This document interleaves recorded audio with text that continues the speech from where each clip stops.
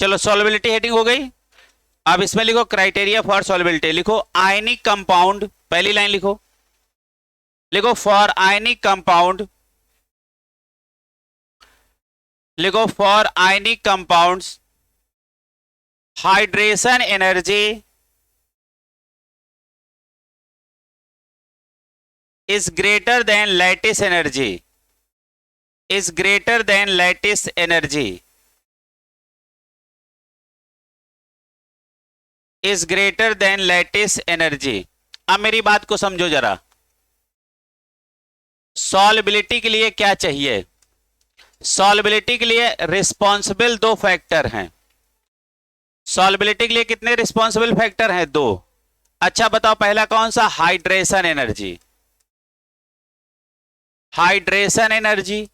और दूसरा बेटा कौन सा है? Lattice energy.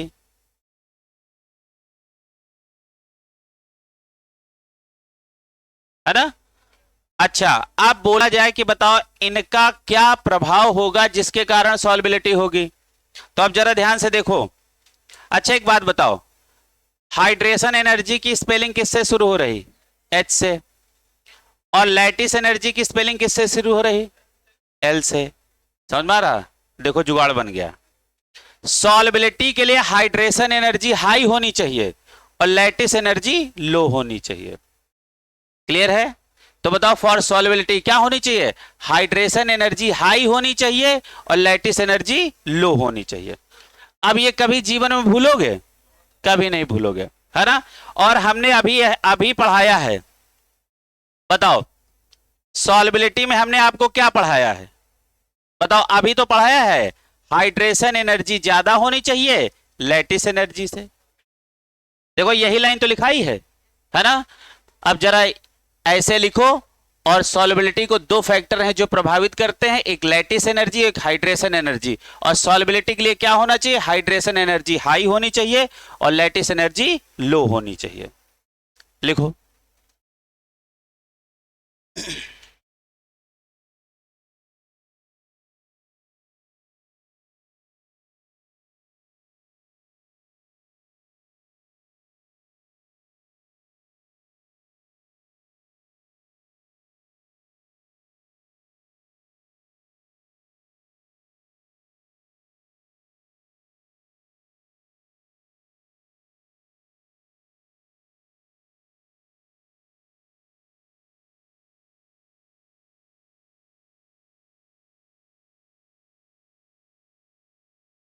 अब हम एग्जाम्पल लेते हैं।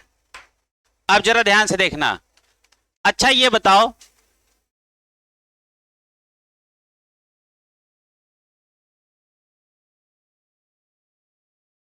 ये हमने क्या लिखा?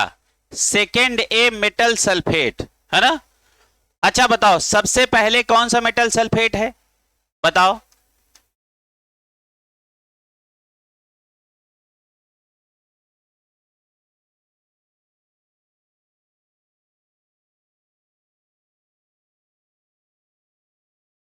है ना? ये लिखा हमने, है ना? अब लाइन से ये लिखो, ये सेकेंड ए के मेटल सल्फेट हैं सारे के सारे। लिखो।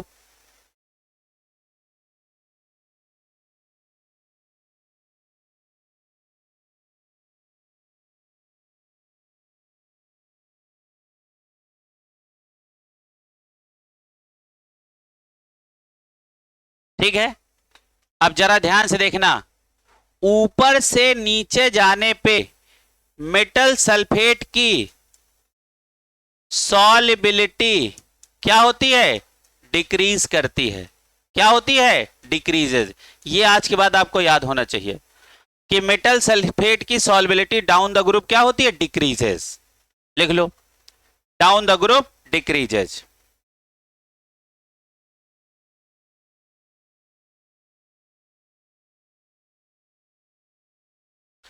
अच्छा अब हम सॉल्युबिलिटी का ऑर्डर बना लें, यहां लिख देते हैं। अब हम सॉल्युबिलिटी का ऑर्डर लिखने जा रहे हैं। सबसे ज्यादा सॉल्युबल कौन है? BeSO4। इससे कम कौन है? MgSO4। उसके बाद कौन है? CaSO4। उसके बाद SrSO4 और सबसे कम कौन है? BaSO4। 4। अच्छा एक बात बताओ, अच्छा ये जब हम सॉल्युबिलिटी कहें तो इसका मतलब किसी के अंदर ये सॉल्युबल होगा ना, और जब हम कुछ ना कहें तो हम क्या कह रहे हैं, वाटर। भाई सॉल्युबल किसी के अंदर होगा ना, और हमने कुछ नहीं बोला, तो तुम्हें क्या समझना है, वाटर, है ना। अच्छा इसका मतलब क्या है, BeSO4 की सॉल्युबिलिटी सबसे ज्यादा है। इसका मतलब क्या है, ये इसको क्या लिखेंगे, क्या लिखेंगे, कंप्लीटली सॉल्युबल इन वाटर। क्या लिखेंगे, कंप्लीटली सॉल्युबल इन वाटर। अच्छा इसके नीचे क्या लिखेंगे, अच्छा बताओ बेटा, इसमें क्या लिखेंगे, बहुत ध्यान से बताओ, इसमें क्या लिखेंगे, इन इनसॉल्युबल इन वाटर। अच्छा इसके कारण क्या है, अच्छा ये कंप्लीटली सॉल्युबल क्यों है, क्योंकि इसकी हाइड्रेशन एनर्जी हाई है और लैटिस एनर्जी लो है, यानी हाइड्रेशन एनर्जी लैटिस एनर्जी से ज्यादा है। अच्छा ये इनसॉल्युबल क्यों है, क्योंकि यहां लैटिस एनर्जी ज्यादा हो गई हाइड्रेशन एनर्जी से। देखो लैटिस एनर्जी लो रखो, हाइड्रेशन एनर्जी हाई रखो, तो सॉल्युबल हो जाएगा। इसका उल्टा कर दो, इनसॉल्युबल हो जाएगा। अब आपने लैटिस एनर्जी को हाई कर दिया और हाइड्रेशन एनर्जी को लो कर दिया, तो अब ये जो सॉल्युबिलिटी थी, अब ये क्या हो जाएगा, इनसॉल्युबल। समझ में आ रहा, तो ये वाली कहानी लिख लो, लिखो।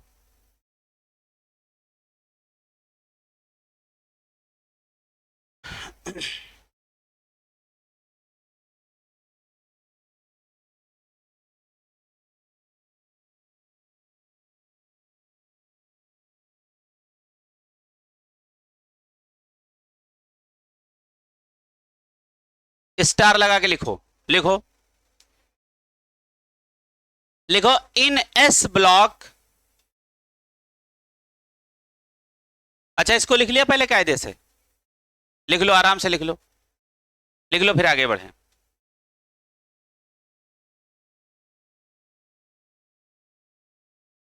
नींदें नहीं खुलती है, खुलती है फिर उठते फिर गिरते फिर गिरी जाते हैं। चलो आगे जरा ध्यान से देखो, अगला देखो, और फिर जब रिजल्ट आता है तो नींद नहीं आती है, समझ रहे हो। चलिएगा, लिखो, in S block metal oxide, in S block metal oxide, comma, metal hydroxide, metal hydroxide, comma, metal bicarbonate, metal bicarbonate and metal fluoride,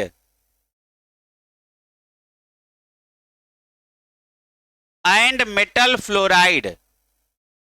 उसके आगे लिखो, solubility increases down the group, solubility increases down the group।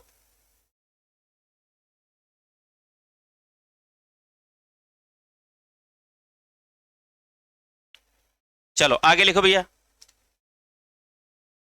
लिखो, all D block metal sulphide,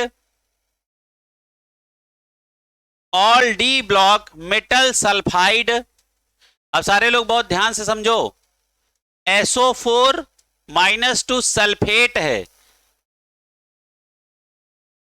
ये क्या है, sulphate, ये क्या है, सल्फाइट, और ये क्या है, सल्फाइड। तो ये देखो 8 आइट आइड, इनको लिख लो कहीं दाहिने बाएं, कहीं अपने नॉलेज के लिए थोड़ा सा इसको लिख लो।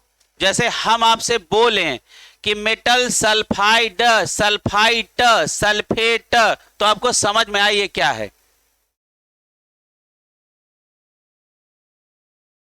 कहीं लिख लो।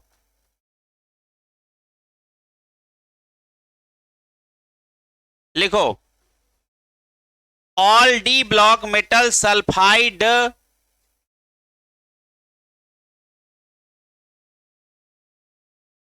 And metal halide and metal halide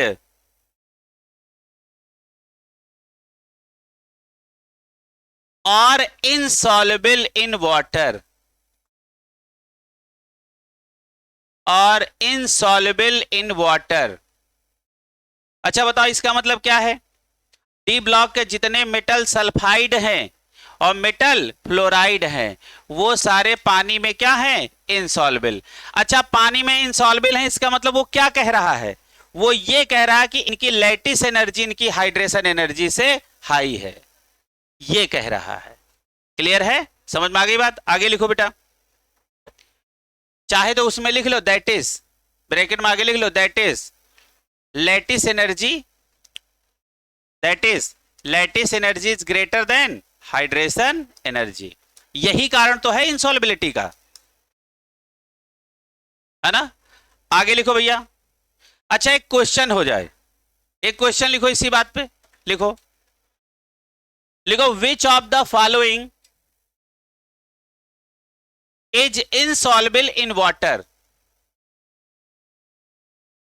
which of the following is insoluble in water?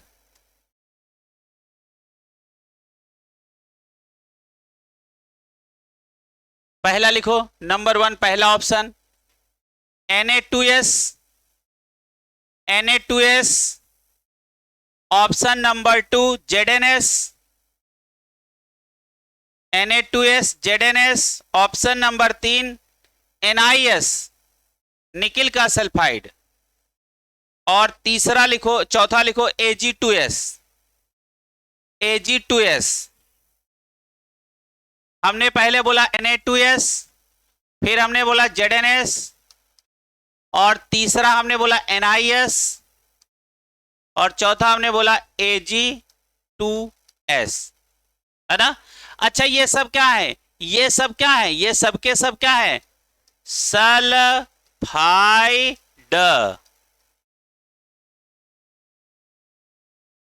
अब सवाल देखो क्या हमने बोला है और जवाब बताओ क्या होगा। 3 आंसर होंगे।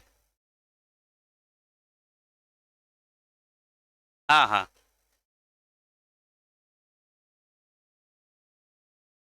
अच्छा हमने सवाल क्या लिखवाया बेटा? अच्छा इनसॉल्वेबल लिखवाया था। अच्छा हाँ, तो इनसॉल्वेबल का इन हटाओ, नहीं तो 3 जवाब सही हो जाएंगे। इन हटाओ, इन हटाओ, सॉल्वेबल कर लो।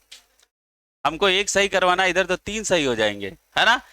जरा इनसॉल्वेबल का इन हटा दो, सॉल्वेबल हम पूछ रहे हैं। Which of the following is क्या है? सॉल्वेबल, है ना? हमने पूछा है बताओ इनमें से कौन सा मेटल का सल्फाइड है जो वाटर में सॉल्वेबल है। अब जवाब बताओ कौन है? कौन सा ऑप्शन? पहला। अच्छा ये तीनों कहां के हैं? ये हैं डी ब्लॉक, है ना? D block metal sulphide. और डी ब्लॉक मेटल सल्फाइड क्या होते हैं? Insoluble in water. देखो अभी हमने लाइन में लिखवाया है, ऊपर देखो यही चीज लिखवाई है। बताओ जिंक कहां का है? डी ब्लॉक का। Ni कहां का है? डी ब्लॉक का। Ag कहां का है? डी ब्लॉक का। सवाल बन गया। आगे लिखो भैया, आगे लिखो। अगला सवाल, सवाल नंबर 2 लिखो which of the following is, which of the following is soluble. अच्छा रुको, इसको इनसॉल्युबल करो, है ना? लिखो which of the following is insoluble in water, insoluble in water. पहला लिखो HgCl2, HgCl2। दूसरा लिखो AgNO3, AgNO3। तीसरा लिखो KNO3। तीसरा हमने क्या लिखा है? KNO3। और चौथा लिखो PbCH3COO होल ट्वाइस। पहला ऑप्शन हमने क्या बोला, HgCl2, है ना बेटा। अच्छा उसके बाद AgNO3,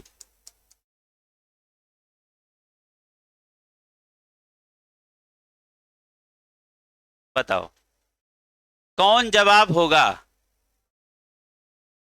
अच्छा बताओ HgCl2 का नाम क्या है। HgCl2 का नाम क्या है। देखो दो नाम होते हैं, हम तुमको बता दें। एक होता है Hg2Cl2 और एक होता है HgCl2। दोनों अलग अलग हैं। अच्छा बताओ कौन ऐसा कौन लग रहा है जिसमें ज्यादा ज्यादा एलिमेंट इस्तेमाल हुए हैं, है ना। तो तुम एक जुगाड़ याद रखना, नाम बड़े दर्शन छोटे, समझ रहे हो। इनका नाम देखो क्या है, इनका देखो बहुत सारे, देखो 4 एलिमेंट है और यहां कितने एलिमेंट है, 3। ये ज्यादा बड़ा फार्मूला लिखा है, छोटा लिखा है। छोटे वाले फार्मूले का बड़ा नाम है और बड़े वाले फार्मूले का छोटा नाम है। तो ये है कैलोमल और ये है कोरोसिव सब्लिमेट। नाम लिख लो कहीं, लिखो HgCl2, कहीं लिख लो दाहिने बाएं, लिखो कैलोमल,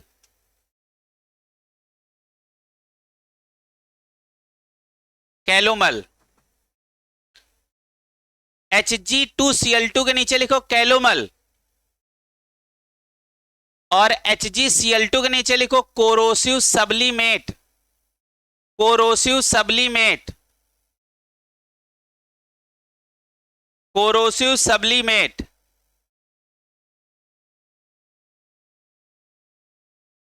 अच्छा एक बात बताओ, AgNO3 का नाम बताओ क्या होता है।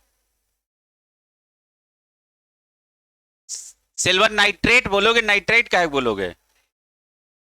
अरे भैया ये देखो, NO3 minus nitrate, NO2 minus nitrite और N-3 नाइट्राइड और N3 माइनस एजाइड।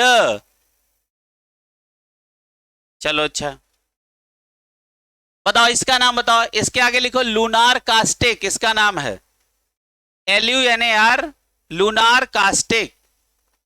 इन मान लो इसी नाम से पूछ लिए गए, इसके आगे लिखो lunar caustic, LUNAR, lunar caustic. Caustic का भी स्पेलिंग बोलना पड़ेगा क्या। अच्छा बताओ ये KNO3 कौन है, पोटेशियम नाइट्रेट। ये तो ऐसे हमने कॉमन नेम इसका बता दिया कि कॉमन कह रहे हैं, ये तो हमने फार्मूला देख के बता दिया कि NO3 है पोटेशियम का, तो पोटेशियम का नाइट्रेट। आपको कभी भी सॉल्ट पीटर वो पढ़ाया गया है, child nitre, Indian saltpetre, child nitre. तो बताओ क्या है, इंडियन सॉल्ट पीटर। लिख लो आगे, KNO3 के आगे लिखो इंडियन सॉल्ट पीटर।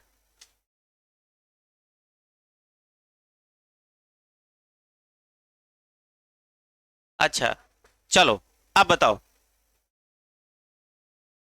अब आ जाओ, अब इनके तो एक एक नाम हमने सीख लिया है। अच्छा एक बात बताओ, ये एक्वा फोर्टिस क्या होता है। Aqua Fortis, formula of aqua Fortis, aqua Fortis का फार्मूला बताओ, बताओ।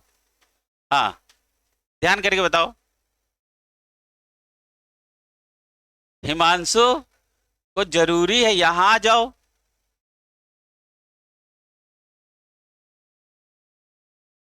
वहां देखो तुम बैठ नहीं पा रहे हो, इधर आओ, इधर आओ, यहाँ आओ।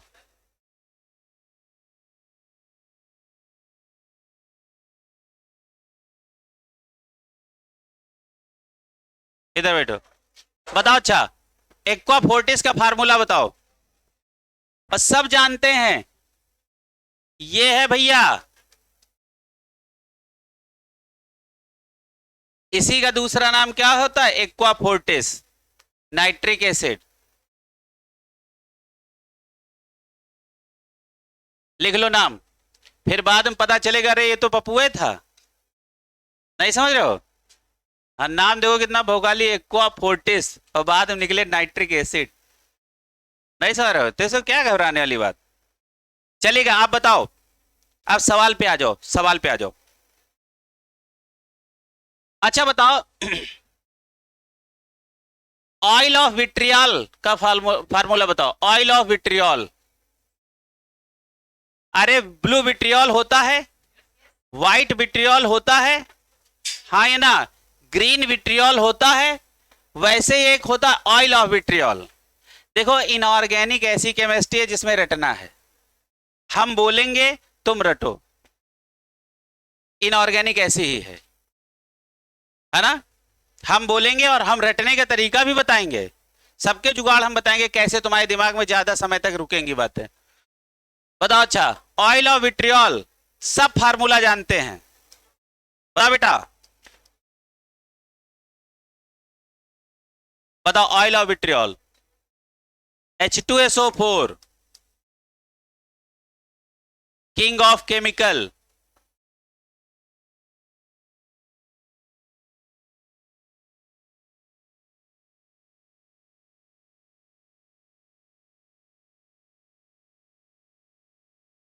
चलो अच्छा भैया, अब हमारे सवाल पे आ जाओ, ये तो हो गई जीके, सवाल पे आओ, सवाल पे आ जाओ।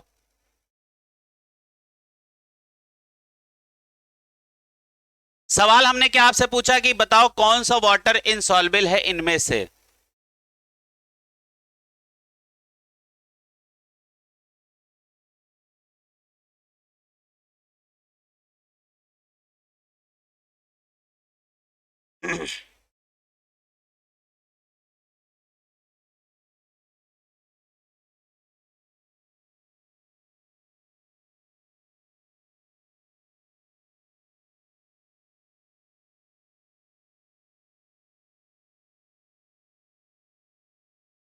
बताओ भैया। तो सेकेंड, वेरी गुड। कैसे, माजिद बताओ कैसे।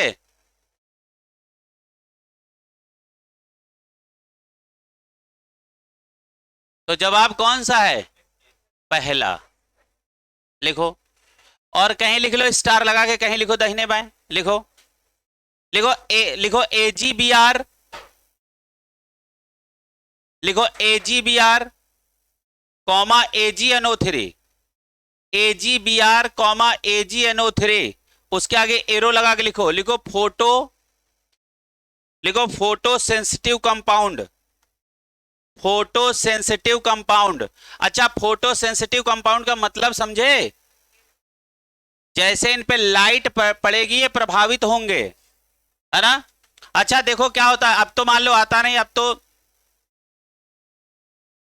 अपनी अपनी फोटो खींच के खुदे देखते हैं, फिर फोटो से कहते हैं मैं तो बहुत सुंदर हूं, समझ रहे हो, और हकीकत में बंदरे हैं। देखो अब जरा ध्यान से देखो, पहले रील वाला सिस्टम था, पहले रील वाला सिस्टम था, कैमरे से जब फोटो खींचा जाता था तो इस पे निगेटिव आता था, इस पे AgBr लगा होता था, क्या लगा होता था, AgBr, और जैसे क्लिक करते थे तो AgBr जितनी जगह का हट जाता था वही बंदर जैसी शक्ल आती थी, समझ रहे हो। निगेटिव देखा कभी, ऐसे करके देखो, और उसको हम निगेटिव से पॉजिटिव कराते थे कहां, लैब में, निगेटिव से पॉजिटिव कहां कराते थे, लैब में, तब दूसरे दिन फोटो बन के हमें मिलते थे।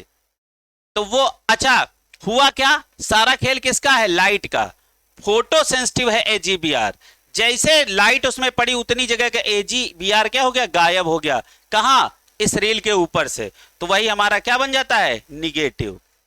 समझ में आ गया। चलो आगे लिखो भैया, अगला स्टार लगा के लिखो। अच्छा एक बात बताओ, हमने कहा आयनिक कंपाउंड की सॉल्युबिलिटी के दो फैक्टर हैं, हाइड्रेशन एनर्जी और लैटिस एनर्जी। अच्छा बताओ कोवैलेंट कंपाउंड की सॉल्युबिलिटी के लिए रिस्पॉन्सिबल कौन है, बताओ बेटा। जैसे मान लीजिए कोई मॉलिक्यूल कोवैलेंट है तो उसकी सॉल्युबिलिटी के लिए कौन रिस्पॉन्सिबल है, नीचे स्टार लगा के लिखो, लिखो सॉल्युबिलिटी ऑफ कोवैलेंट कंपाउंड्स, लिखो solubility of covalent compounds in water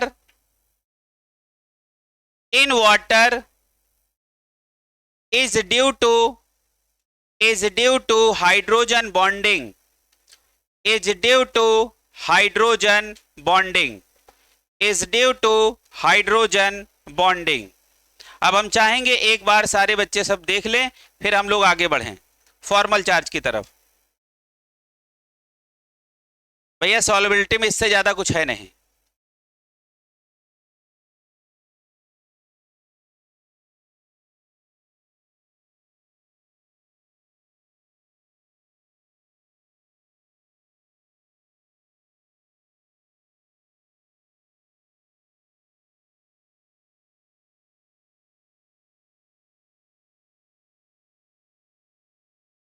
अगली हेडिंग डालो बेटा फॉर्मल चार्ज. अगली हेडिंग डालो फॉर्मल चार्ज.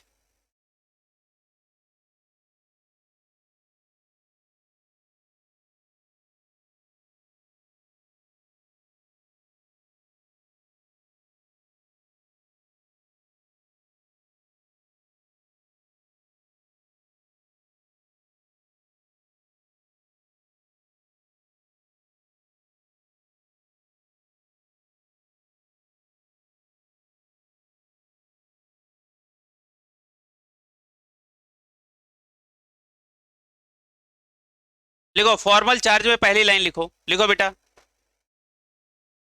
लिखो द डिफरेंस बिटवीन, लिखो the difference between the valence electron, the difference between the valence electron in an isolated atom, in an isolated atom, the difference between the valence electron in isolated atom and the number of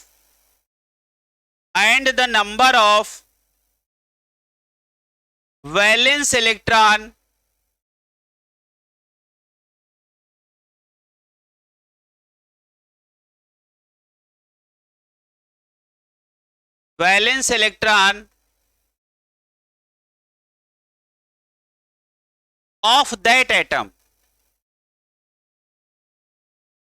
of that atom in a Lewis structure, in a Lewis dot structure या Lewis structure is called formal charge, is called formal charge. ठीक है. Formal charge का मतलब कुछ नहीं होता है, एक मॉलिक्यूल के अंदर पर एटम कितना चार्ज आ रहा है बिना बॉन्ड को तोड़े हुए, वही होता है फॉर्मल चार्ज. क्लियर है. और ये रही एनसीईआरटी की लाइन जिसमें तुम आए कर रहे थे लिखने में, है ना. फॉर्मल चार्ज का फार्मूला लिखो. लिखो, लिखेंगे क्या लिखेंगे? Valence electron minus non bonding electron, non bonding electrons, है ना. लो पूरा लिख लें.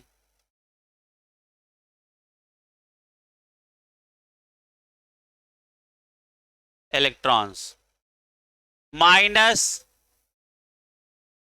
Bonding electrons bye 2.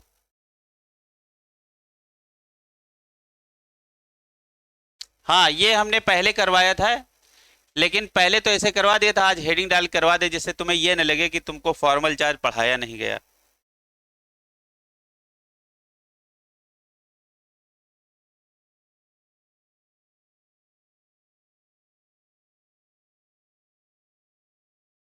अच्छा, ये वैलेंस इलेक्ट्रॉन तुम समझ रहे हो ना. ये टोटल वैलेंस इलेक्ट्रॉन उस एटम के देखना है. Total valence electron minus non bonding electrons minus bonding electron by 2. ये फार्मूला है ना. अच्छा बताओ, फॉर्मल चार्ज निकालने का फार्मूला बताओ कौन सा है. बताओ. टोटल वैलेंस इलेक्ट्रॉन या वैलेंस इलेक्ट्रॉन बोल लो छोटा करके. Valence electron minus non bonding electron minus bonding electron by 2. फिर से बोलो. बताओ, valence electron minus non bonding electron minus bonding electron by 2। अब किसी ने हमसे कहा O3 मॉलिक्यूल है, किसी ने कहा O3 मॉलिक्यूल है, O3 मॉलिक्यूल के हर ऑक्सीजन पे फॉर्मल चार्ज निकालो।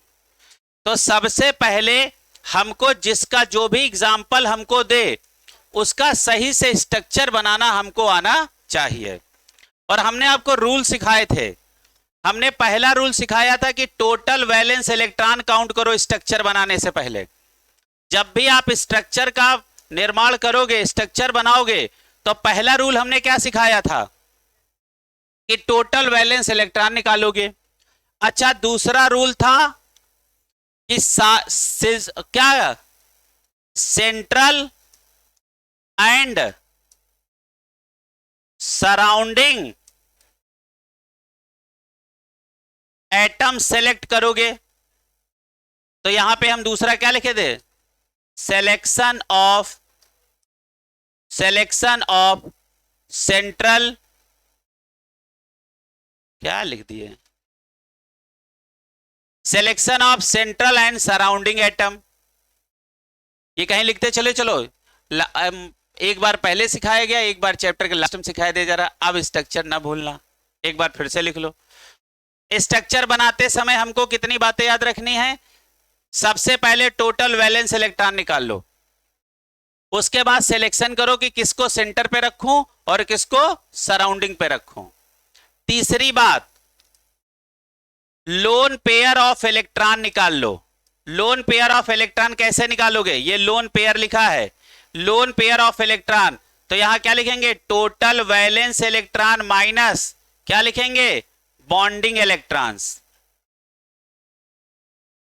है ना। कैसे लिखो, bond pair of electron, bond pair of electron. इतना आप सीख गए तो समझ लो स्ट्रक्चर का निर्माण करना सीख गए। अब देखो हम इतने ही रूल लगाएंगे सब पे। अच्छा, सेंट्रल एटम कैसे सेलेक्ट करोगे, जो लीस्ट इन नंबर हो। और मान लीस्ट इन नंबर के अलावा दूसरा नियम कौन था, जिसकी इलेक्ट्रोनेगेटिविटी कम हो, और तीसरा नियम कौन था, जिसका साइज बड़ा हो। 3 रूल सिखाए थे, है ना। अब चलो, किसी ने कहा हमसे O3 का बनाओ स्ट्रक्चर, क्या कहा, O3 का स्ट्रक्चर बनाओ। अब सारे बच्चे O3 का स्ट्रक्चर बनाएं। अच्छा, एक बात बताओ, इसके पास टोटल वैलेंस इलेक्ट्रॉन कितने हैं, टोटल वैलेंस इलेक्ट्रॉन, एक ऑक्सीजन के पास 6 वैलेंस इलेक्ट्रॉन है, तो 3 के पास 18, तो इसके पास टोटल वैलेंस इलेक्ट्रॉन कितने हैं, 18। क्लियर है। अब जरा ध्यान से देखना,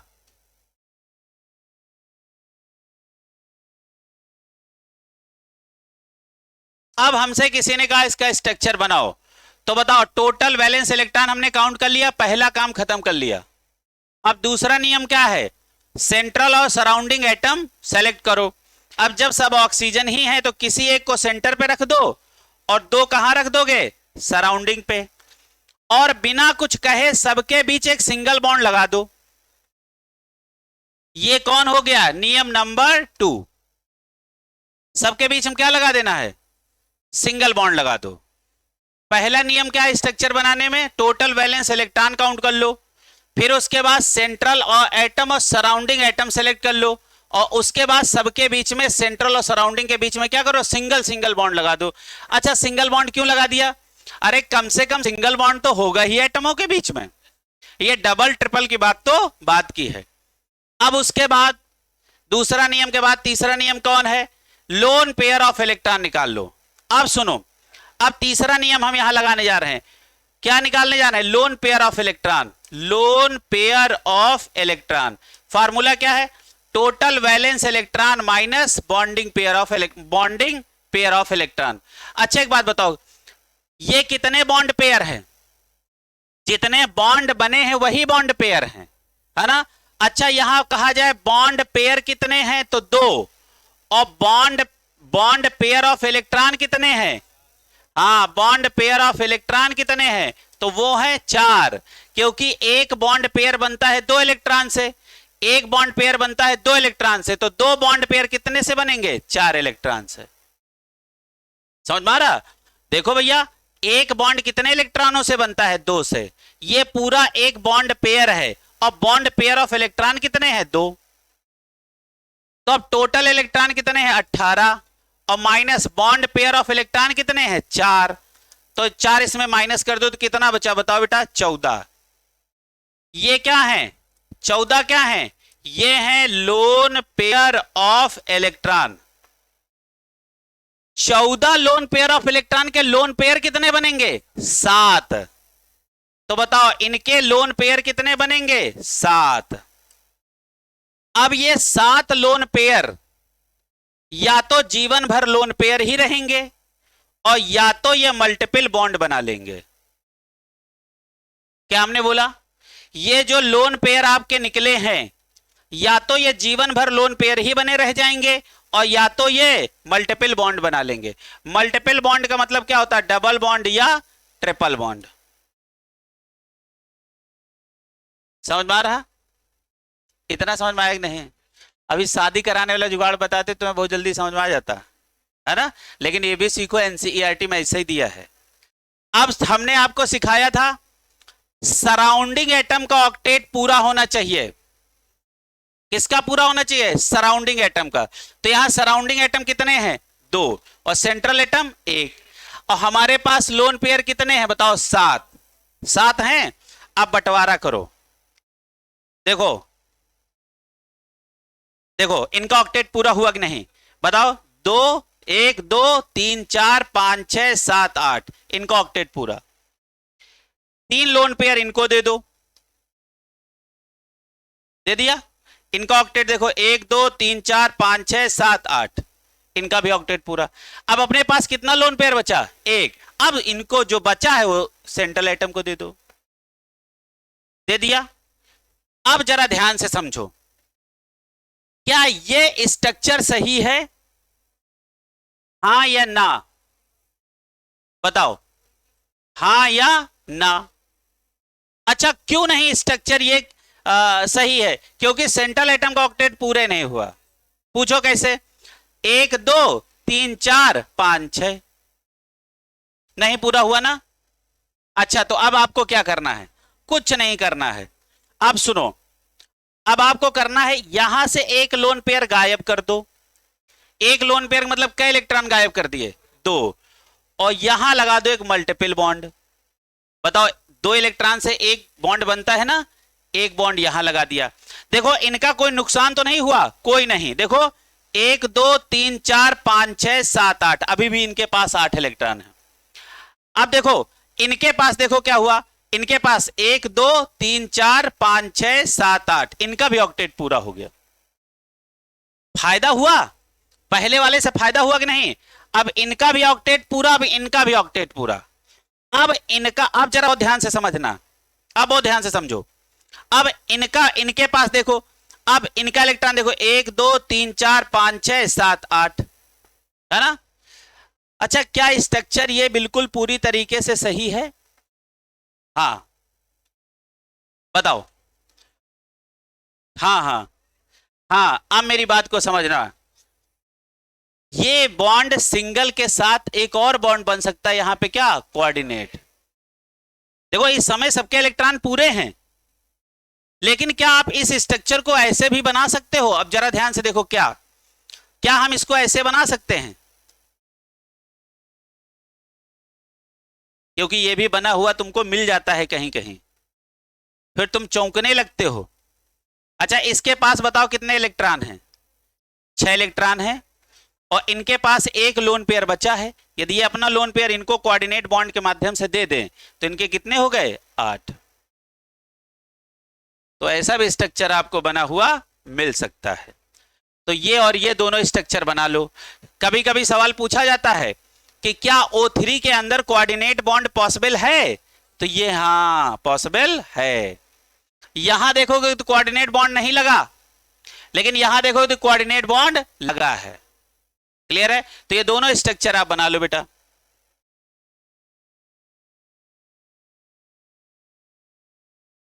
ये दोनों स्ट्रक्चर बना लेना, ये भी बना लो और ये भी बना लो। ये हमने इसलिए बनवाया है कि ये सवाल पूछता है, बताओ इन इन सारे मॉलिक्यूल में किन किन में कोऑर्डिनेट बॉन्ड मौजूद है, तो उस लिए इसको बनवाया है। बनाओ।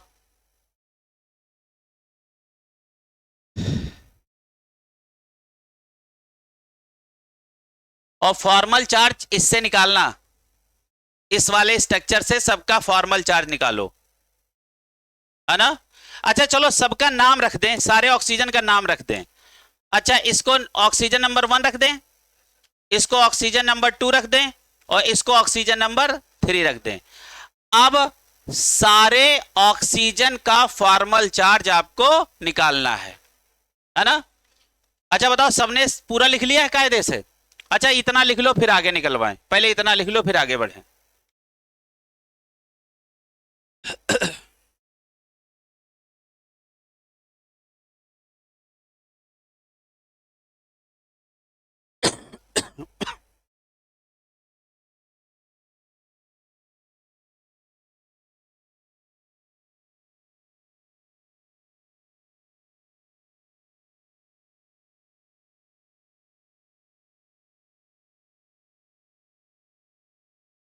ना कहीं समझ में पूछ लेना, घबराना नहीं बिल्कुल, सब लगा लोगे, कुछ कठिन वठिन है नहीं। अरसलान ये वाली कहानी पूरी समझ में आई? ये वाली कभी एनसीईआरटी पढ़ के तो देखो, ये लाइन से ये नियम लिखे हैं। यदि ये नियम नहीं पढ़े होते तो सीओ का मॉलिक्यूल बना नहीं पाते, सीओ का।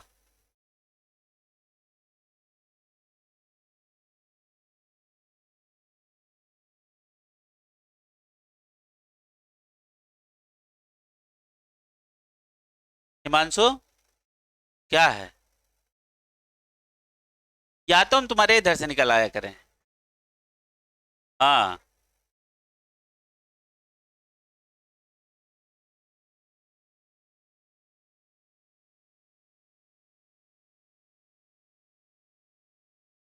और पढ़ाई करते समय तुम लोग मोबाइल या तो साइलेंट पे लगा लिया करो और या तो स्विच ऑफ कर दिया करो।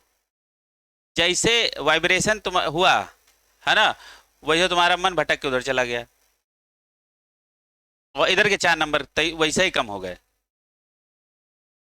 ठीक है चलो भैया आगे। अब ये हटा दें, ये हटा दें। चलो अब सारे कार्बन का फॉर्मल चार्ज हमें निकाल के दिखाओ भैया।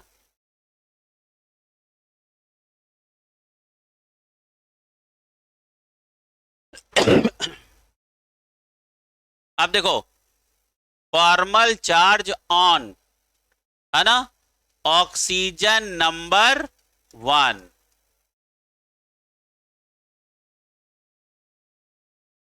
ये ऑक्सीजन लिखा है,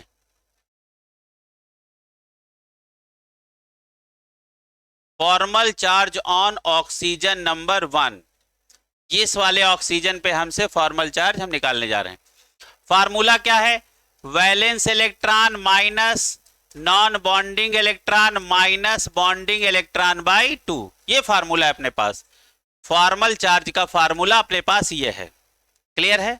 चलो वैलेंस इलेक्ट्रॉन ऑक्सीजन के पास कितने हैं? 6। हाँ है ना। माइनस नॉन बॉन्डिंग इलेक्ट्रॉन, ऐसे इलेक्ट्रॉन जो बॉन्ड बनाने से बच गए हों। अच्छा बताओ नॉन बॉन्डिंग इलेक्ट्रॉन कितने हैं? 2 माइनस बॉन्डिंग इलेक्ट्रॉन। अब देखो बॉन्डिंग इलेक्ट्रॉन, ये ऑक्सीजन कितने बॉन्डों से जुड़ा है? 1 2 3। अच्छा बताओ 3 बॉन्ड हैं तो कितने इलेक्ट्रॉन है? 6। कितने इलेक्ट्रॉन है? 6। तो 6/2 ये हो गया 3, है ना। तो ये हो गया 6 - 2 - 3 हुआ, -2 - 3 -5। हाँ समझ रहे हो ना, माइनस वाले भी आपस में जुड़ जाते हैं। 6 - 5 that is +1। Oxygen, central oxygen का फॉर्मल चार्ज कितना है? +1। क्लियर है? देखो कितना आसानी से निकल जा रहा है, क्या कठिन है। क्लियर है?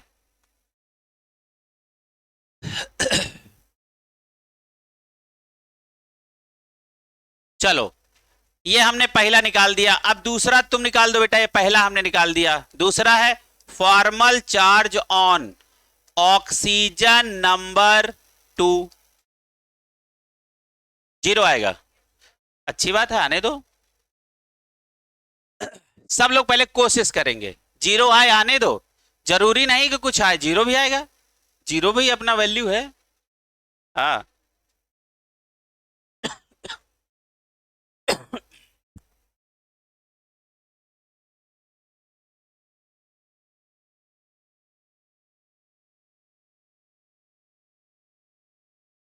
घबराना नहीं, बिल्कुल अपने मन से लगाओ।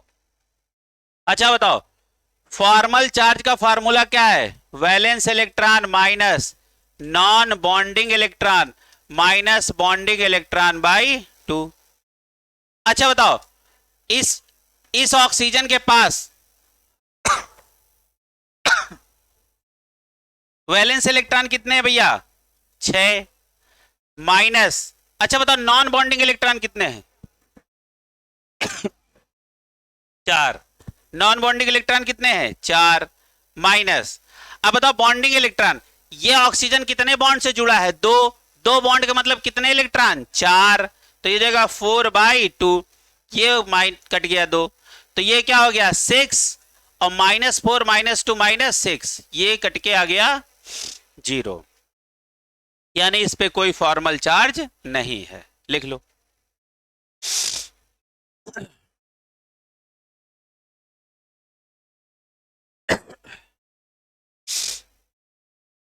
और एक बात जरा ध्यान से देखना, ये इस वाले स्ट्रक्चर में जैसे इसने 2 इलेक्ट्रॉन अपने यहां दिए तो ये लोन पेयर गायब, समझ में आ रहा? जैसे ही अरे कोऑर्डिनेट बॉन्ड के माध्यम से इसने अपने 2 इलेक्ट्रॉन इनको दे दिए ना, तो इनका 2 इलेक्ट्रॉन गायब। लेकिन फॉर्मल चार्ज कभी इससे ना निकालना, फॉर्मल चार्ज हमेशा इसी स्ट्रक्चर से निकालना। क्लियर है? अब चलो तीसरा, formal charge on oxygen number 3 +1 हो ही नहीं सकता, क्योंकि एक का +1 निकल चुका है। हाँ हाँ हाँ, ओवरऑल न्यूट्रल होना चाहिए। अब सुनिएगा, अब आ जाओ ऑक्सीजन नंबर 3 पे, इस पे आ जाओ। अब सुनिएगा भैया, बताओ फॉर्मल चार्ज का फार्मूला क्या है? Valence electron minus non bonding electron minus bonding electron by 2। अब बताओ वैलेंस इलेक्ट्रॉन कितना? 6 माइनस नॉन बॉन्डिंग इलेक्ट्रॉन कितना? 1 2 3 4 5 6, और माइनस बॉन्डिंग इलेक्ट्रॉन कितना है? कितना है? 2, और बाई 2, 2 से 2 कट गया। अब ये क्या हो गया? 6 -7, देखो यहां -1 नहीं बचा, -1 -6 -7, चार्ज क्या बना? माइनस का 1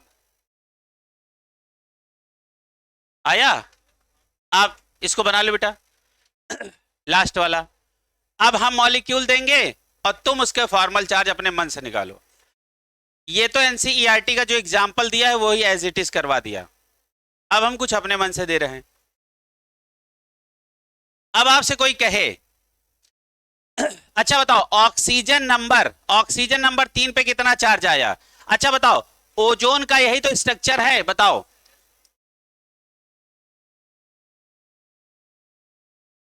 इधर डबल बॉन्ड लगा दिए हैं, इधर सिंगल लगा दिए हैं। अब बहुत ध्यान से देखना, यह भी बहुत जरूरी है। अच्छा बताओ, ऑक्सीजन के इस पे कितना चार्ज है? +1, है ना? अच्छा बताओ इस पे कितना चार्ज है? 0। इस पे कितना चार्ज है? -1। तो ओजोन का ये स्ट्रक्चर है विद फॉर्मल चार्ज, ये है विद कोऑर्डिनेट, ये है विद कोवेलेंट, और ये भी सही, ये भी सही, और ये भी सही। तो ओजोन के 3 स्ट्रक्चर आपको देखने को मिलेंगे, ऐसा, ऐसा और ऐसा। और हम चाहेंगे आप ऐसे O3 हेडिंग डालो और O3 के बाद आप तीनों स्ट्रक्चर लाइन से बनाओ, यानी ये तीनों स्ट्रक्चर आपको ओजोन के देखने को मिलेंगे। और वो ध्यान से बनाना। किसी ने कहा अच्छा बताओ ओजोन के ऑक्सीजन पे फॉर्मल चार्ज निकालो, तो फॉर्मल चार्ज वाला स्ट्रक्चर बना के दिखा दो। किसी ने कहा कोवैलेंट के साथ बनाओ, कोवैलेंट के साथ बना दो। किसी ने कहा बताओ O3 के अंदर क्या कोऑर्डिनेट बॉन्ड पॉसिबल है, तो कोऑर्डिनेट बॉन्ड के माध्यम से बना दो। समझ में आ रहा? सब तीनों स्ट्रक्चर लाइन से बनाओ। ये स्ट्रक्चर है विद फॉर्मल चार्ज, ये स्ट्रक्चर है विद कोऑर्डिनेट बॉन्ड, और ये स्ट्रक्चर है क्या, कोवैलेंट बॉन्ड। ऑल आर क्या है, कोवैलेंट बॉन्ड। तो आज आपको लगा होगा कि O3 के कितने स्ट्रक्चर होते हैं, 3, 1 2 3। बना लो।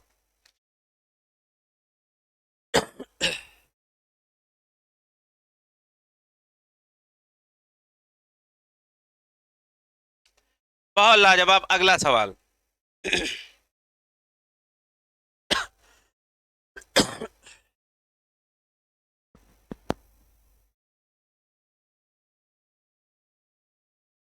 है हाँ कि किसी भी समय चैप्टर समाप्त हो सकता है।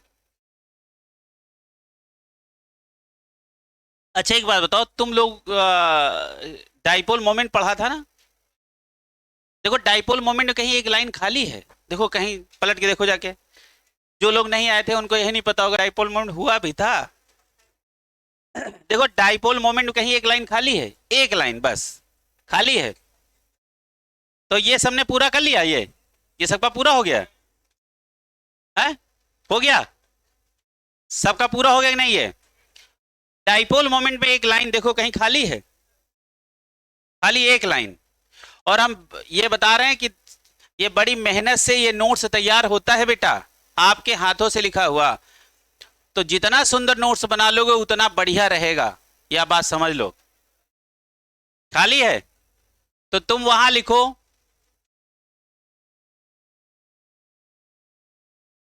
बना, लिखो बना। बना का मतलब बेंजीन, नेफ्थालीन और एंथ्रासीन। इन सब का डाइपोल मोमेंट क्या होता है, 0। कहीं लिख लो बेंजीन, नेफ्थालीन, एंथ्रासीन। अच्छा बेंजीन का तो फार्मूला स्ट्रक्चर जानते ही हो,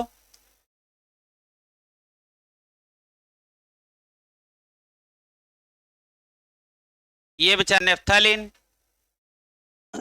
और ये क्या है, एंथ्रासीन। ये सिंगल बॉन्ड है कि टेढ़ा करके तुम भी लगा दो?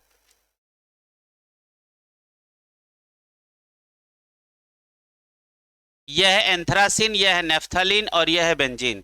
ये तीनों का डाइपोल मोमेंट क्या होता है, 0। तो आज के बाद नाम क्या है रखेंगे, बना। बना का डाइपोल मोमेंट 0।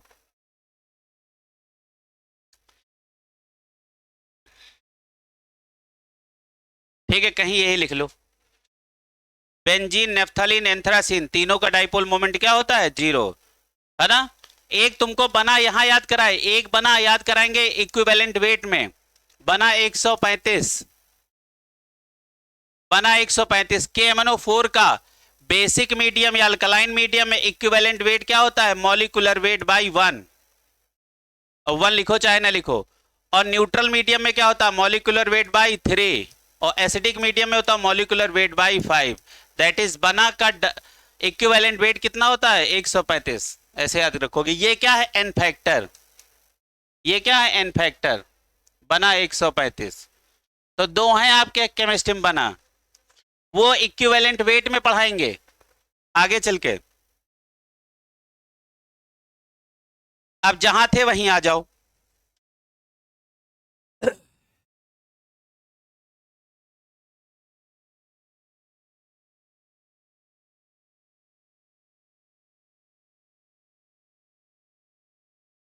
ठीक है भैया। अब अगला मॉलिक्यूल जरा लिखो, HNO3। HNO3 अगला मॉलिक्यूल अपने पास है, HNO3। लिखो अगला मॉलिक्यूल है HNO3। ठीक है, जितने HNO3 में एटम है सब पे फॉर्मल चार्ज निकालो। कितने एटम यहां पे हैं बताओ, 1 2 और ये 3, 3 2 5 एटम हैं। कितने एटम है? 5। पांचों एटम पे फॉर्मल चार्ज निकालो। पहले तो HNO3 का स्ट्रक्चर बनाओ। स्ट्रक्चर बनाने का हमने पूरा हिसाब उधर बताया है। अच्छा, अब सबसे पहले total valence electron. Total valence electron, total valence electron कितने? हाइड्रोजन के पास 1, नाइट्रोजन के पास 5 और 3 ऑक्सीजन के पास 18। 3 है ना ऑक्सीजन, तो 18। तो ये कितना हो गया? 24। अपने पास टोटल वैलेंस इलेक्ट्रॉन 24 हैं, यानी 24 इलेक्ट्रॉन का मॉलिक्यूल में सारा खेल है। सारा खेल कितने इलेक्ट्रॉन का है मॉलिक्यूल के अंदर? 24 इलेक्ट्रॉन का, है ना। अच्छा, उसके बाद पहले स्टेप हमने कर लिया। अच्छा, दूसरा स्टेप हमने क्या सिखाया है? सेंट्रल और सराउंडिंग एटम सेलेक्ट करके उन्हें अरेंज कर दो सिंगल बॉन्ड लगा के, है ना। अच्छा बताओ, सेंटर पे किसको रखूं? नाइट्रोजन को रख दिया, है ना। अच्छा, सराउंडिंग एटम कौन है बताओ? हाइड्रोजन है और ऑक्सीजन है ना। अब इनको लगाओ। अच्छा, ऑक्सीजन कितने हैं? 3। तो पक्की बात है, एक ऑक्सीजन यहां लगा दें, एक ऑक्सीजन यहां लगा दें, एक ऑक्सीजन यहां लगा दें। हाइड्रोजन हमेशा किनारे पे होता है, हाइड्रोजन कभी बीच में नहीं होगा। देखो, हाइड्रोजन और फ्लोरीन ये किसी मॉलिक्यूल के बीच में नहीं होंगे, जब भी होंगे किनारे होंगे।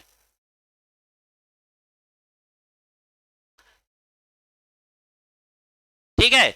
अच्छा, और एक बात इनमें समझो, इनको कभी सेंट्रल एटम नहीं बनाया जा सकता है।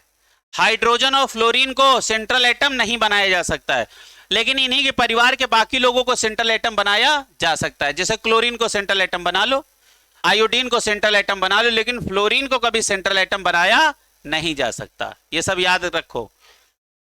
अब चलो अपने पास, अच्छा सबके बीच हम क्या लगा दो? मिनिमम सिंगल बॉन्ड तो लगा ही दो। लगा दिया। अच्छा बताओ, अब तीसरा स्टेप अपने पास क्या है? लोन पेयर ऑफ इलेक्ट्रॉन निकालने का। बताओ, total valence electron minus bond pair of electron. अच्छा देखो, बॉन्ड पेयर कितने, बॉन्डों के कितने जोड़े हैं? 1 2 3 4। 4 बॉन्ड पेयर के कितने बॉन्ड पेयर ऑफ इलेक्ट्रॉन? 8, है ना। तो बताओ, बॉन्ड पेयर कितने हैं? 4। बॉन्ड पेयर ऑफ इलेक्ट्रॉन कितने हैं? बताओ बेटा। ऑफ अलग लिख लो, ऑफ इलेक्ट्रॉन कितने हैं? 8।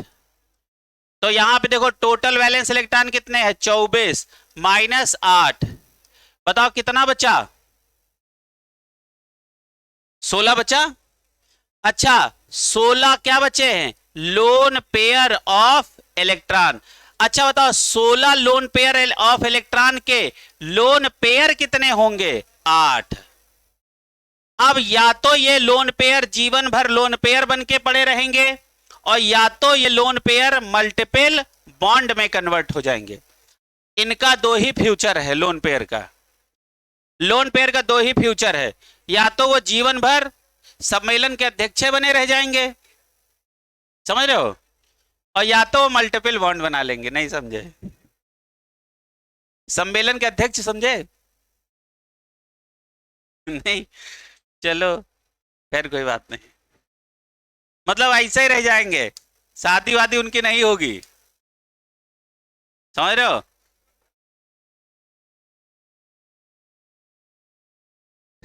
तो भैया अब अपने पास ये स्ट्रक्चर बनके तैयार हुआ, इसको यहां सजा लो। यही तो था। अब हमने क्या, हाँ बताओ बेटा। बहुत खुश हो? अच्छा, आप सुनो, अब 8 लोन पेयर को आप किनारों से बांटना शुरू करो, है ना। अब इनको हम कई लोन पेयर दे दें कि इनका ऑक्टेट पूरा हो जाए? बताओ, 3, 1 2 3 4 5 6 7 8, इनका ऑक्टेट पूरा, है ना। पहले बांट लो, बाद में हम वो मैनेज कर लेंगे, इनका लोन पेयर हटाओ डबल पर लगाओ, वो बाद में देखेंगे। पहले अब ऐसे लगा लो। अब बताओ, 8 में कितना लोन पेयर बट गया है? कितने पेयर? 3। अपने पास अभी 5 पेयर बाकी हैं, यहां लगा लो 3। इनका भी ऑक्टेट देखो पूरा, है ना। अब कितने बट गए हैं? 6। कितने बट गए? 6। अच्छा, अब ये दो को सराउंडिंग है, इनका भी ऑक्टेट पूरा चेक कर लो। 1 2 3 4 और 5 6 7 8, और हाइड्रोजन का भी डुप्लेट पूरा। लेकिन समस्या आ गई एक जगह। कहां कहां समस्या आई? समस्या आ गई यहां पे। इनका ऑक्टेट बेचारे का पूरा नहीं। इनके पास कितने इलेक्ट्रॉन है? 2 2 4 और 2 6। अब बताओ क्या हो? तो कोई बात नहीं। अब सुनो क्या होगा, अब बहुत ध्यान से समझो। इनका एक लोन पेयर यहां से हटा लो, यहां एक डबल बॉन्ड लगा लो, और सुनो, और इनका एक लोन पेयर यहां से हटा लो, इनका लोन पेयर इनको दे दो। अब सुनो कैसे, और आप जरा ध्यान से समझो। आप जरा चेक करो, देखो अब हम यहां से आ जाएं। अच्छा, आप जरा ध्यान से समझो। अब इनके पास इलेक्ट्रॉन है 6, गिनो, 1 2 3 4 5 6। और जरा ध्यान से समझो, इस समय नाइट्रोजन की हालत खराब। क्या कैसे खराब? इनकी कोवैलेंसी इस समय कितनी है? 5।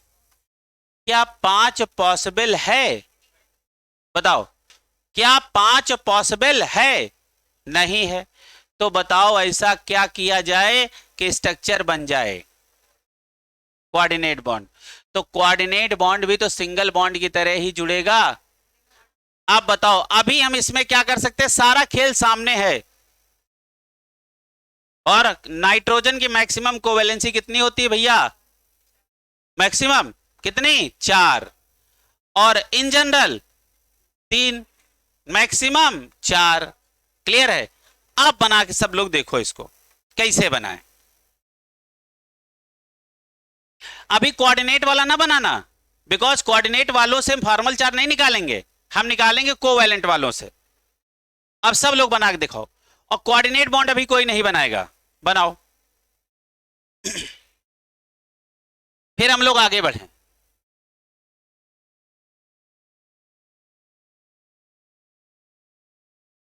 बना लो बेटा।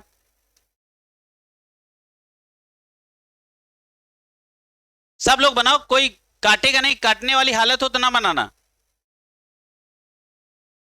कोऑर्डिनेट बॉन्ड वाला ना बनाना। अच्छा इधर देखो जरा, इधर जरा देखो। यदि ये लोन पेयर हम इन्हीं को अभी दिए रहे तो ऑक्टेट पूरा है ना? ऑक्टेट पूरा है। देखो कैसे, 1 2 3 4 5 6 7 8, 1 2 3 4 5 6 7 8 पूरा है। और नाइट्रोजन का ऑक्टेट पूरा नहीं है। क्लियर है? और यदि हम नाइट्रोजन के भी तो ऑक्टेट पूरा है यार। हाँ, तो काम है, सब बन गया, तो टेंशन खत्म। अब जरा ध्यान से समझो, लेकिन यहां कोवैलेंसी कितनी इसकी शो हो रही है? कितनी? हाँ है ना? कितनी शो हो रही है? कितनी शो हो रही भैया? कैसे? 5 कहां तुम्हें दिख रही है? 4। तो 5 कहां दिख गई? देखो, क्लियर है?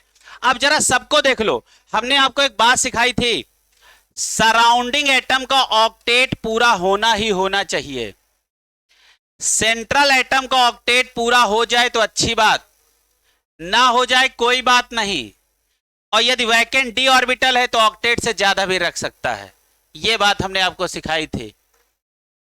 बताओ हमने क्या सिखाया था? सेंट्रल एटम का ऑक्टेट पूरा हो अच्छी बात, ना पूरा हो कोई बात नहीं, है ना? और यदि उसके पास वैकेंट डी ऑर्बिटल है तो 8 से इलेक्ट्रॉन ज्यादा भी रख सकता है, जैसे सल्फर हुआ, फास्फोरस हुआ, इनके पास वैकेंट डी ऑर्बिटल है। तो ये आपका स्ट्रक्चर हुआ तैयार। अब हम सबका नंबरिंग कर रहे हैं, 1 2 3 4 5, है ना? सारे एटम का फॉर्मल चार्ज हमको चाहिए, है ना? तो पहला जवाब क्या रहेगा, बहुत ध्यान से समझिएगा। अब चलो एक तरफ से निकालो। अच्छा ये सब बना लियो, सब लोग बना लो इसको, स्ट्रक्चर ये बनाओ। इसी स्ट्रक्चर से फॉर्मल चार्ज निकालेंगे। बना लिए। इसी का भी हम आपको कोऑर्डिनेट वाला भी बनाएंगे, इसके अंदर भी कोऑर्डिनेट बॉन्ड है। कैसे? यदि ये लोन पेयर हम इनको दे दें, यदि ये लोन पेयर उठा के इनको दे दें और ये हम कोऑर्डिनेट बॉन्ड लगा देते इनके पास, फिर हो जाएंगे 8। हो गया?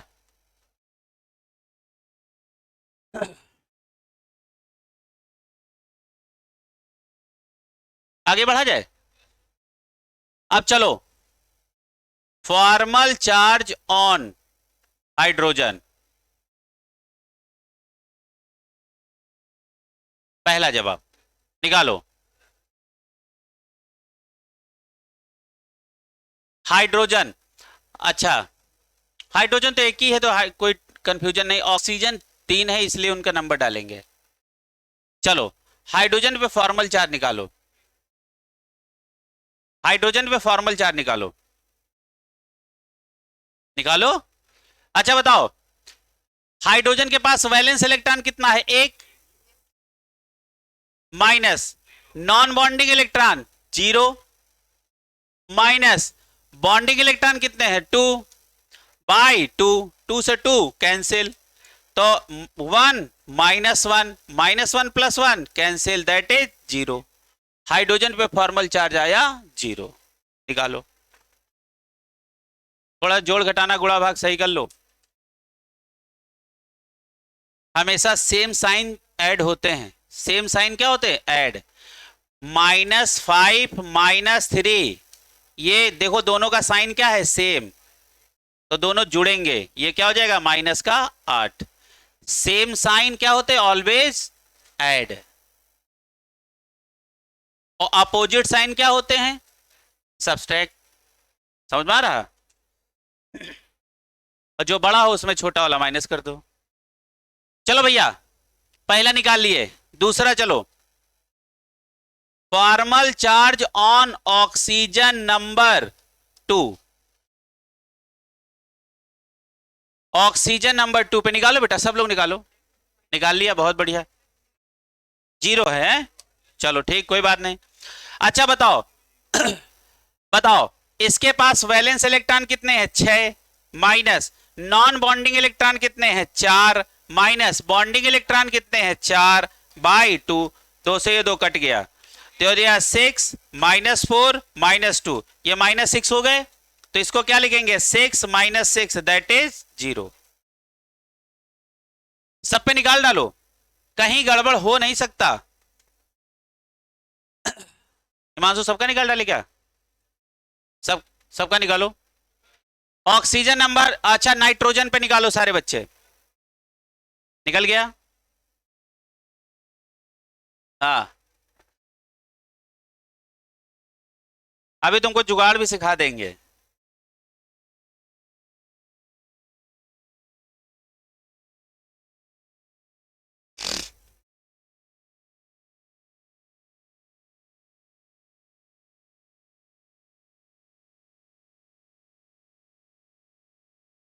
तीसरा, formal charge on oxygen number 4। नहीं, अभी तो किसका? नाइट्रोजन के निकालेंगे ना। ऑन नाइट्रोजन,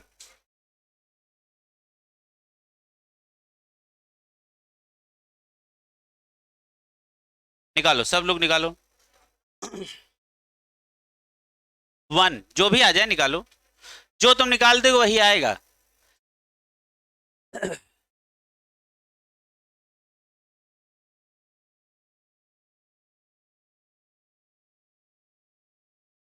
जो निकाल दो वही आएगा, उसके अलावा कुछ आ नहीं सकता।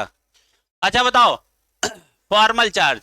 अच्छा बताओ, बॉन्ड वैलेंस इलेक्ट्रॉन कितने होते हैं नाइट्रोजन के पास? 5, माइनस। अच्छा बताओ, नॉन बॉन्डिंग इलेक्ट्रॉन इसके पास क्या कोई है? नहीं, 0, माइनस बताओ बॉन्डिंग इलेक्ट्रॉन 2 2 4 2 6 2 8, 8 बाई 2, ये हो गया 4, हो गया 5 -4 +1, फॉर्मल चार्ज आ गया +1। तुम बिल्कुल पूरे कॉन्फिडेंस के साथ निकालो, कहीं गलती नहीं होगी। समझ में आ रहा? बताओ, formal charge on oxygen number 4।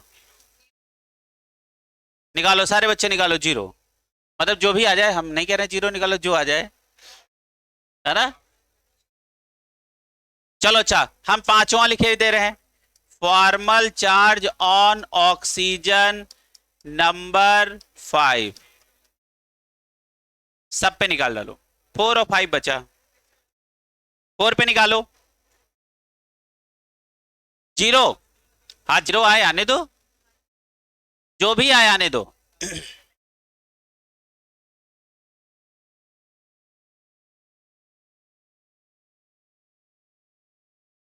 कितना आएगा? जीरो, बहुत बढ़िया। चौथे वाले पे देखो, चौथा वाला वो है। अच्छा बताओ, valence electron 6 minus non bonding electron 4 minus bonding electron 4/2, ये कितना हो गया? 6 माइनस 4 माइनस 2, ये हो गया -6। तो 6 माइनस 6 इक्वल टू 0, इसका काम खत्म। अच्छा बताओ पांच वाला देखो, पांच बताओ, 6 माइनस नॉन बॉन्डिंग इलेक्ट्रॉन 6 और माइनस बॉन्डिंग इलेक्ट्रॉन 2/2, ये कैंसिल हुआ। 6 माइनस 6 माइनस 1, तो 6 माइनस 7 दैट इज -1। अब जरा ध्यान से समझो, अब हम NO3 का यदि फॉर्मल चार्ज के साथ अच्छा स्ट्रक्चर लिखे तो क्या होगा? हाइड्रोजन पे 0, नाइट्रोजन ये क्या है? ऑक्सीजन नंबर 2, इस पे फॉर्मल चार्ज 0। अच्छा कहां कहां फॉर्मल चार्ज आया? एक फॉर्मल चार्ज ये आया और एक फॉर्मल चार्ज ये आया। तो अब देखो ये HNO3 के स्ट्रक्चर क्या होगा? H, है ना बेटा, ON, double bond O, single bond O। अब बहुत ध्यान से देखो, बताओ कौन कौन से पे चार्ज आया? नाइट्रोजन पे क्या चार्ज आया? +1, इसको ऐसे लिख सकते हो +1, है ना। अब इस पे चार्ज कितना आया है? -1। तो ये स्ट्रक्चर है NO3 का विद फॉर्मल चार्ज, ये भी स्ट्रक्चर सही।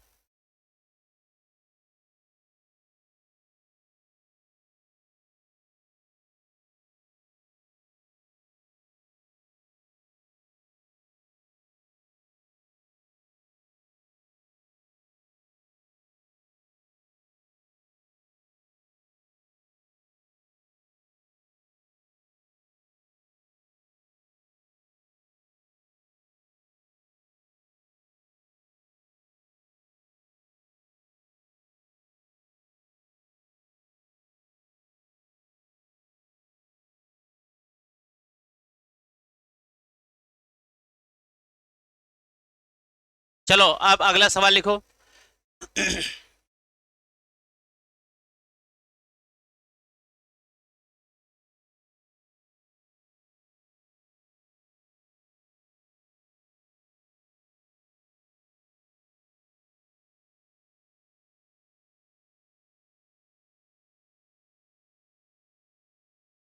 लिखो सवाल, लिखो अगला लिखो, सवाल अगला लिखो। एक मॉलिक्यूल लिखो, लिखो C6H5CNO, C6H5CNO, ये सबका सवाल हो गया। हमने ये बोला C6H5CNO, ये एग्जाम्पल है, हम आपको स्ट्रक्चर बना के दे रहे हैं C6 और H5। तो ये हो गया, हमने लिख दिया C6। अच्छा चलो हम बेंजीन बना देते हैं, और ये C triple bond N single bond O,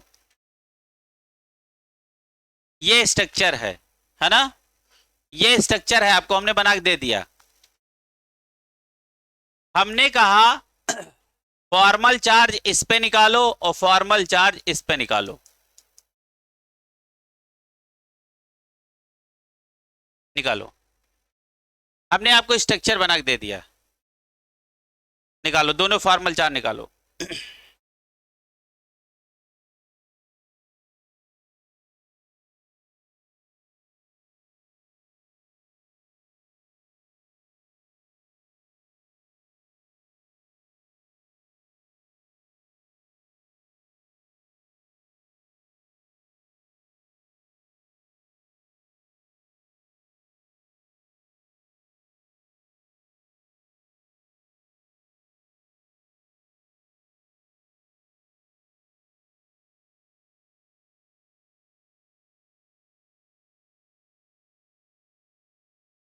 आ गया, एक जीरो, +1 -1।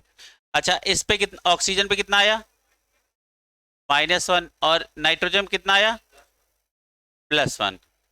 नहीं, जिसका जो आया हो अभी वो बता सकता है, ये तो जब हम लोग कैलकुलेट करेंगे तब समझ में आएगा, अभी जिसका जो आया हो बता सकता है। माजिद बताओ तुम्हारा क्या आया। बहुत सही, ठीक है, अच्छी बात है। अब तुम लोग रूल लगा लो और एक बात चेक कर लो। सैफ तुम्हारा क्या आया, सेम, अरसलान, ठीक।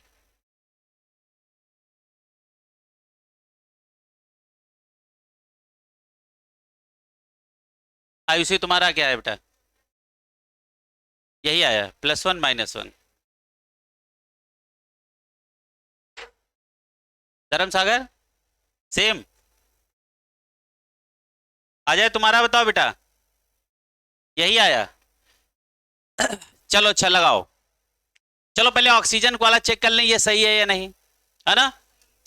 फॉर हाँ, हाँ फॉर्मल चार्ज बताओ। अच्छा, वैलेंस इलेक्ट्रॉन ऑक्सीजन कितने होंगे, 6, माइनस नॉन बॉन्डिंग इलेक्ट्रॉन कितने हैं, 6, माइनस बॉन्डिंग इलेक्ट्रॉन कितने हैं, 2/2, ये कैंसिल हो गया। 6 -6 और -1, तो क्या हो जाएगा, 6 -7, दैट इज -1।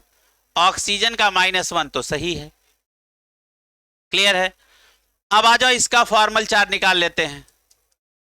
अच्छा बताओ, नाइट्रोजन का valence electron 5, non bonding electron 0, बताओ कोई लोन पेयर है ही नहीं। और माइनस बॉन्डिंग इलेक्ट्रॉन कितने हैं, 2, 2 4, 2 6, 2 8, 8/2, ये हो गया 4, 5 -4 दैट इज +1। भैया दोनों जवाब बिल्कुल सही। अब बताओ कहां से नहीं आएगा, है कि नहीं। अगला सवाल लिखो।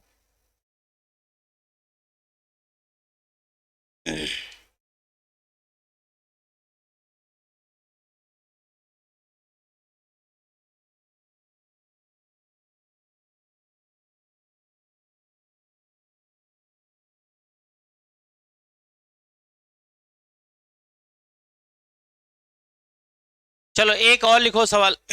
हम स्ट्रक्चर आपको बना के दे रहे हैं।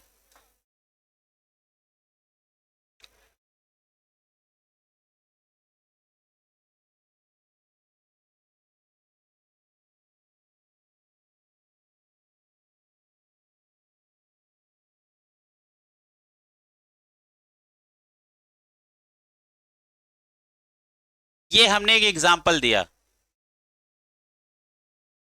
अब लिखो फॉर्मल चार्ज, इसमें लिखो calculate formal charge on oxygen. Calculate formal charge on oxygen. वह आपको स्ट्रक्चर बना के भी दे सकता है और आपको स्टार लगा देगा कि इस स्टार एलिमेंट का आप फॉर्मल चार्ज बताओ।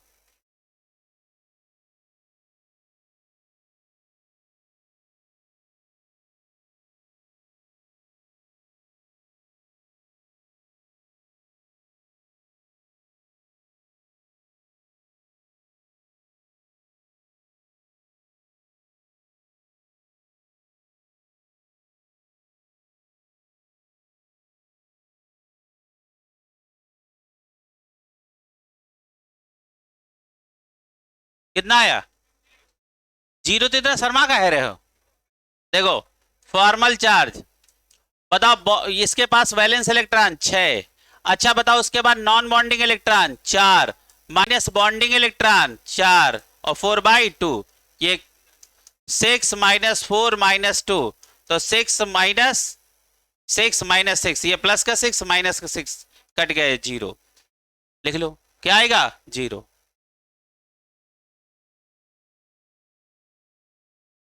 कोई बात, चलो आगे लिखो, अगला लिखो।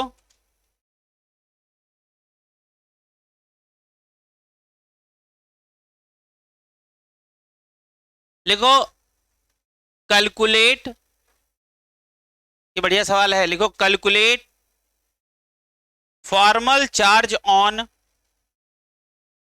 Calculate formal charge on each oxygen atom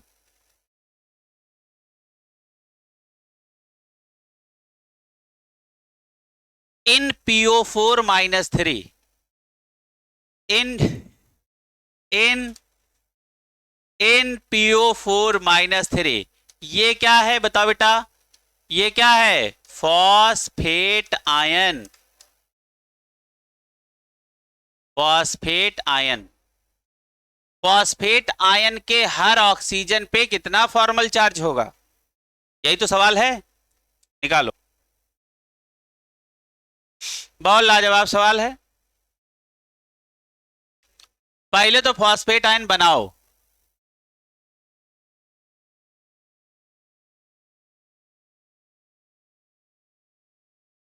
अच्छा तुमको हम, चलो अच्छा पहले तुम लोग अपने मन से बना लो, बना के फिर बताओ, फिर आगे बढ़ा जाए।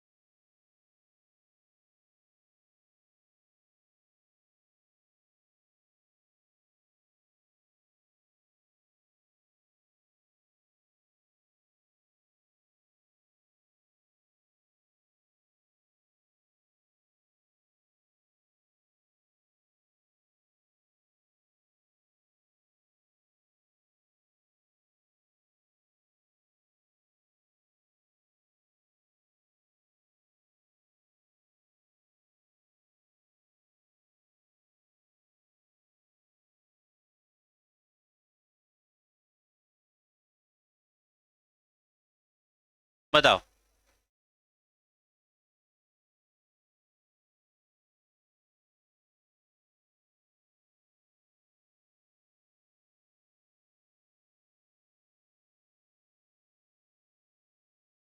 एक पे 0, 3 पे -1, खैर कोई बात नहीं।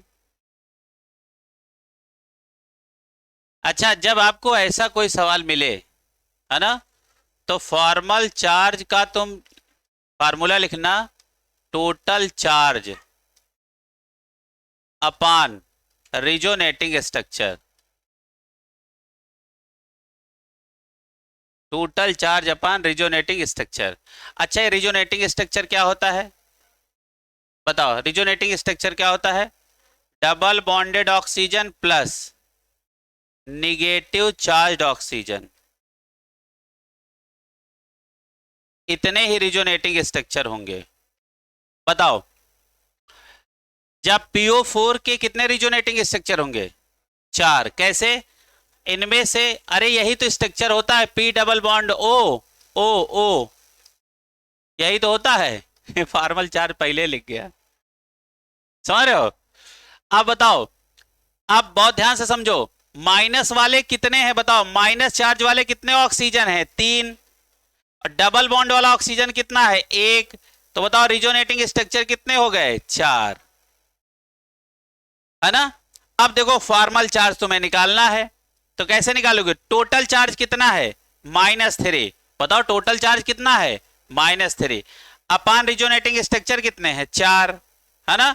तो चाहे ऐसे लिख लो और चाहे इसको डिवाइड करके लिखो, बताओ अच्छा कितना लिखेंगे, -0.75,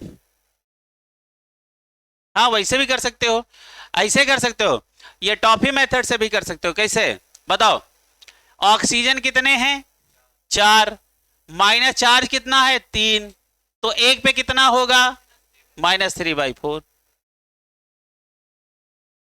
समझ में आ रहा, जैसे 4 लड्डू है, 4 लड्डू, नहीं लड्डू 3, लेने वाले 4, लड्डू कितने हैं, 3, लड्डू मतलब माइनस का चार्ज, लड्डू कितने हैं, 3, लेने वाले 4, तो सबको लड्डू कितना मिलेगा, इतना इतना, है ना, क्लियर हुआ। तो इसको ऐसे निकाल लो, लिखो total charge upon resonating structure, लिख लो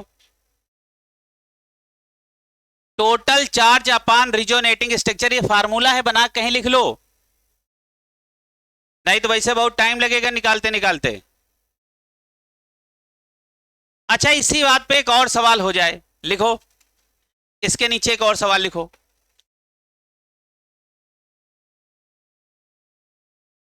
लिखो।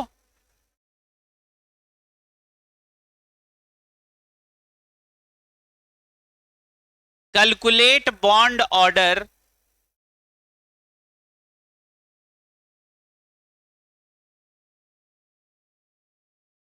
Of PO bond, calculate bond order of PO bond in PO4-3, in PO4-3।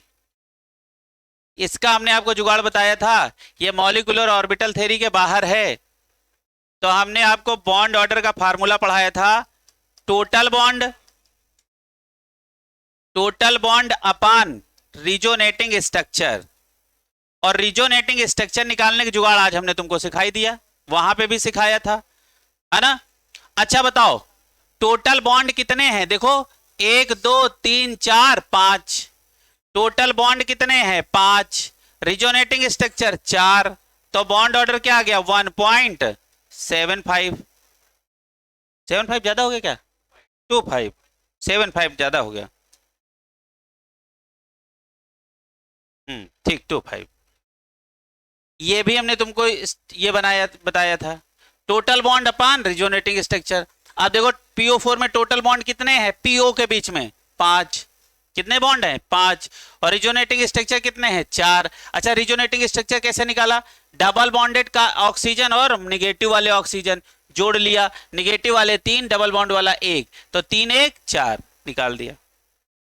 अच्छा, हमने इसके साथ ये क्यों पढ़ाया? क्योंकि ये दोनों मिलते जुलते हैं, समझ रहे हो ना, ये दोनों फार्मूले मिलते जुलते, इसीलिए दोनों। और सवाल जानते हो कैसे पूछा गया था? सवाल ये पूछा गया था, calculate formal charge on oxygen atom and bond order of PO in PO4-3, दोनों को एक में पूछा गया था, ये सवाल था। हमने इनको दोनों को अलग अलग करके लगवा दिया।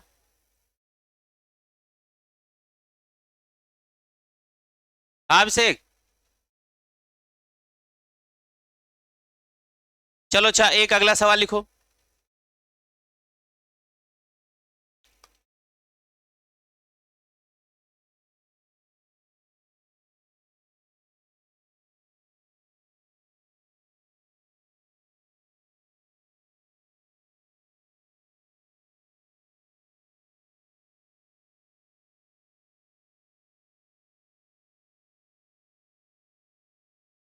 बस 1 मिनट रुकना,